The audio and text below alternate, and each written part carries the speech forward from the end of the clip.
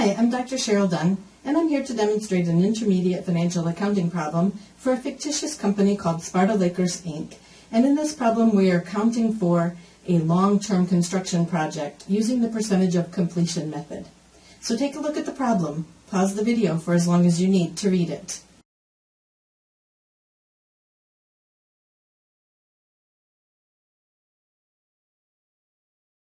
Okay, there are a few things to think about as we start this problem. And the first thing that I want to point out are some formulas that we want to use to help us calculate some of the numbers that we need.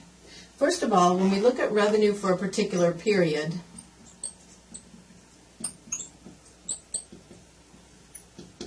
we're going to recognize that as the total revenue over the life of the construction project times the percent complete minus any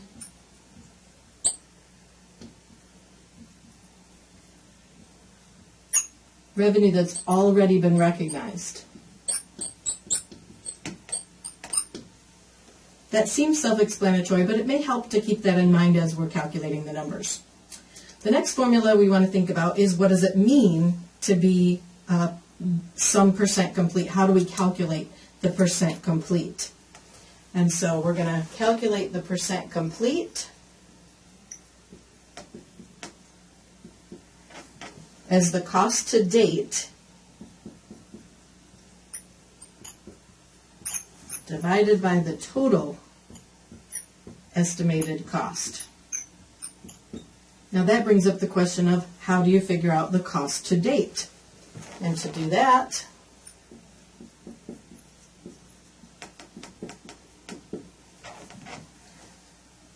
we're going to add up the actual costs this period plus any prior periods.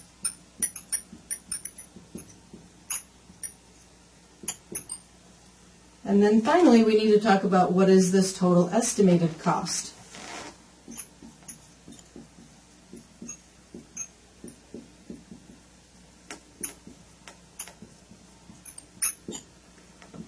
And that's going to end up equaling the cost to date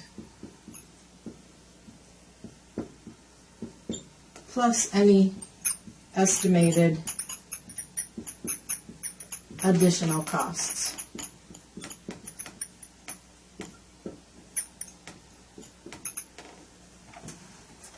Okay, so with those definitions or formulas in mind, we're going to set up a table for ourselves to calculate the revenue that's going to be recognized in each year of this project's life. Okay, so you'll notice I paused you while I created the table so you didn't have to sit through the drawing of that.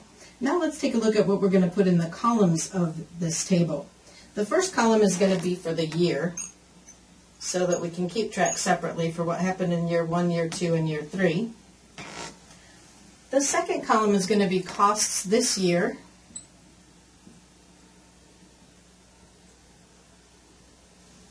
And those are given to us in the problem. The first year had 60 million. The second year had 80 million. And the third year had 64 million.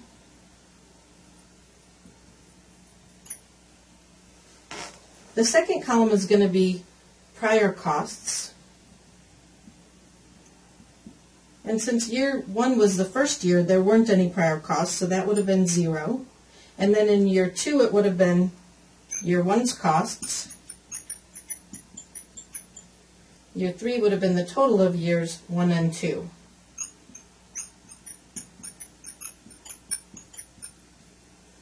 The third column then is our cost to date.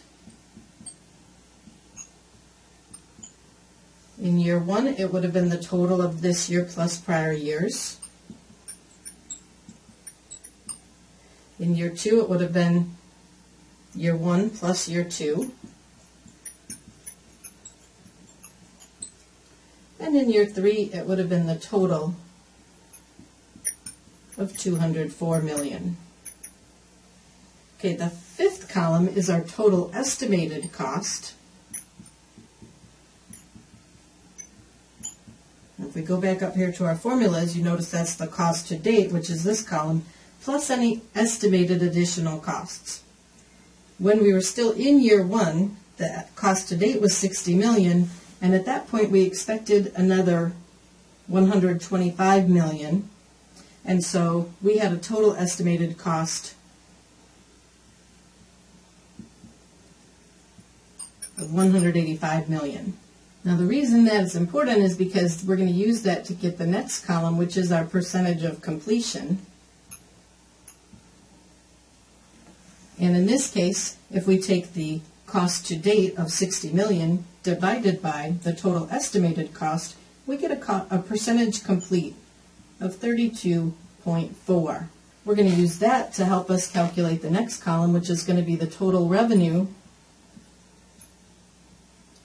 multiplied by the percent complete. And so the total revenue in this problem was $216 million. And if we multiply that $216 million times the 32.4%, we get $69,984,000.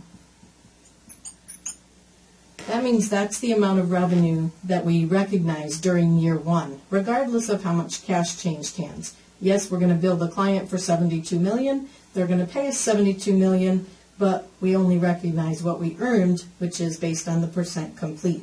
Keep in mind, we're recognizing that amount of revenue because it's the first year. We actually would have to make one more calculation to verify that, right? Because we need to know how much revenue has already been recognized in prior years, and that gives us the revenue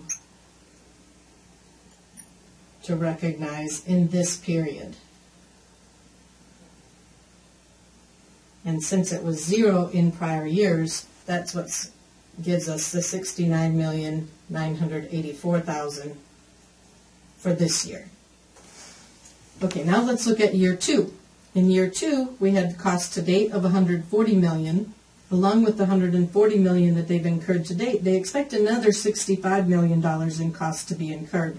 So $65 million plus the $140 million gives us $205 million as our expected total cost.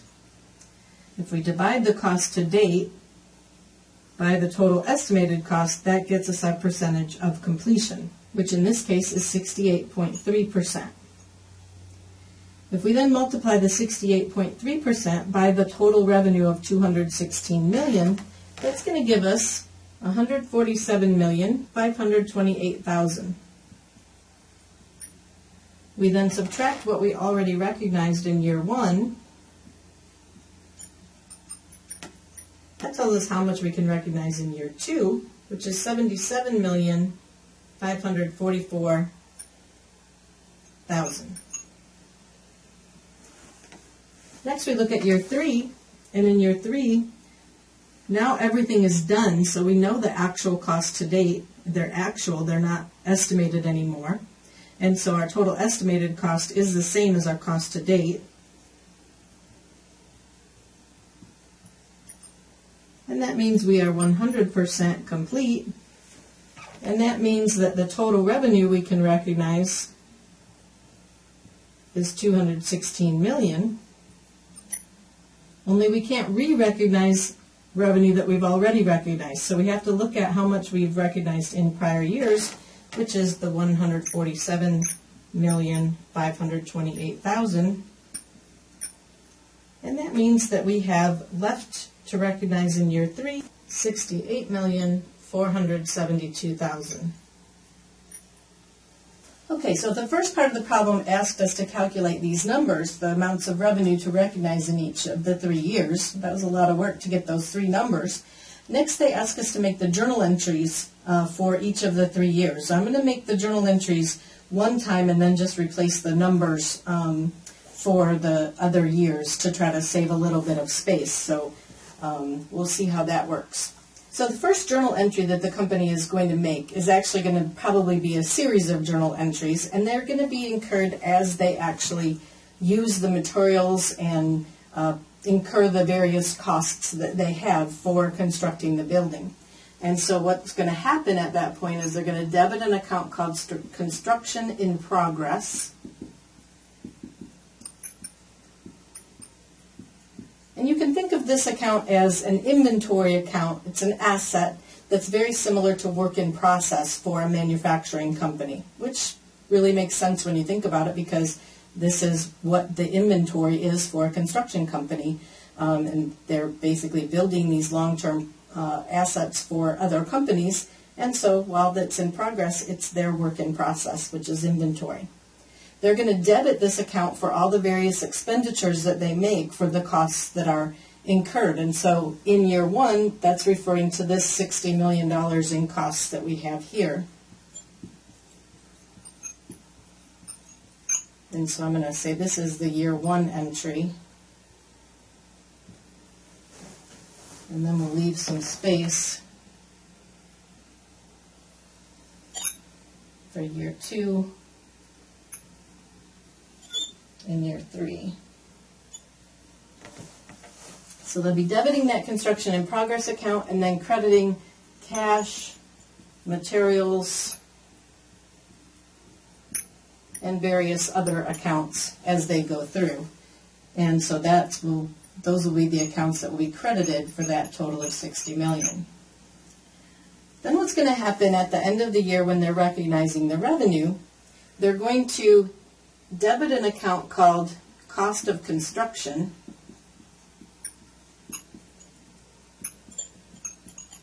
and hopefully as I said that, you said to yourself, oh, that sounds kind of like cost of goods sold, because that's essentially what it is. It's a cost of goods sold, so it's an expense to the company, and they're going to recognize the cost of construction for those costs that they have incurred. Now, in this case, we said that they're going to recognize revenue for this contract of $60 million, or $69,984,000. And that journal entry isn't going to balance, right? And so what we do, in addition to debiting the cost of construction, which is the cost we've actually incurred, is we're going to set up we're going to add another amount to that asset called construction in progress.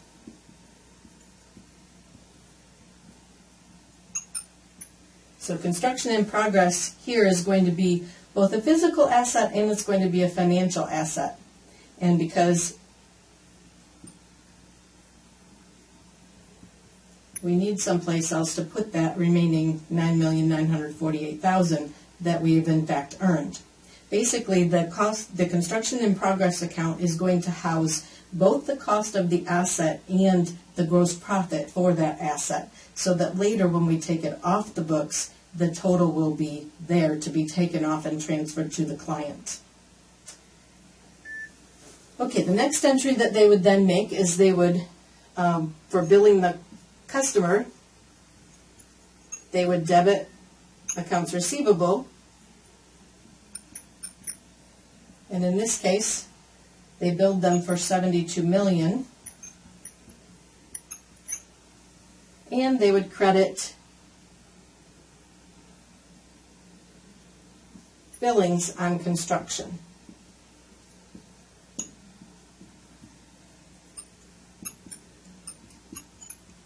Now, what kind of an account is this?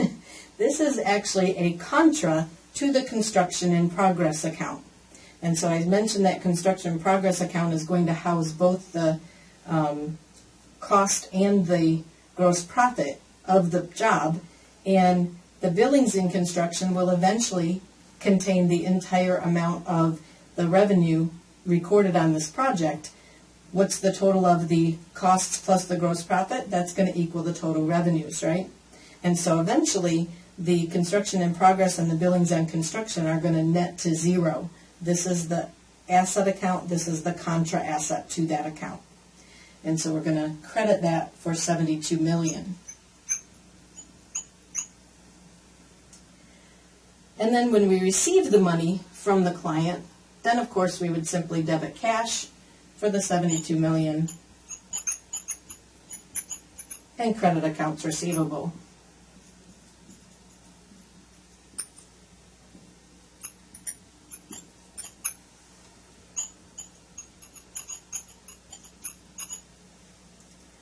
Now, what will those look like in year 2?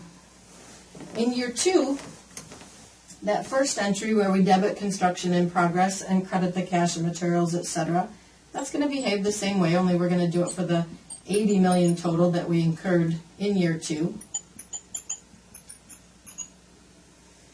The second entry, where we debit the cost of construction, that's going to still be debited for the total cost incurred, which in this case is the $80 million.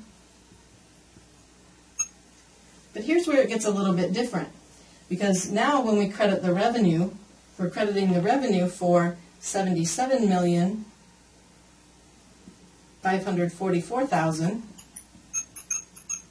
And so in this case, the difference that's going to go to that construction in progress account is actually going to credit that account for the difference of $2,456,000. And that's because our costs at this point are more than we expected them to be, and so it has to go against that asset called construction in progress.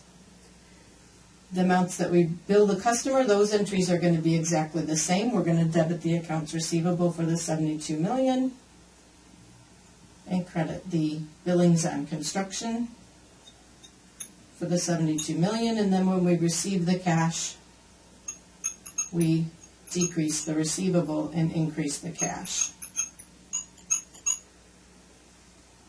And then finally, in the third year, that first entry, we would debit the construction in progress for $64 million, and we would credit the cash, materials, etc. for that same amount. The second entry, we would debit the cost of construction for that $64 million actually incurred. We would then credit the revenue for the remaining amount of revenue to earn, which was found up there, the $68,472,000. And the difference would be debited to construction in progress, so we're back to having it increase the asset rather than decrease it, and that's going to be for $4,472,000. When we bill the client for the $72 million, that's going to behave the same way. And when they pay us the $72 million, that's going to behave the same way.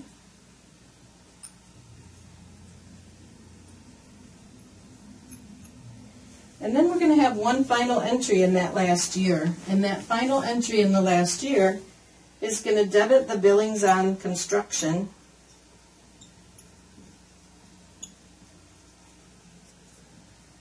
and credit that construction in progress.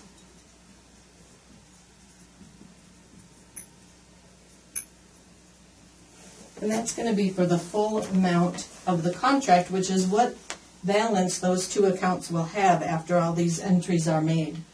And so that will debit the billings on construction for $216 million and credit the construction in progress for $216 million.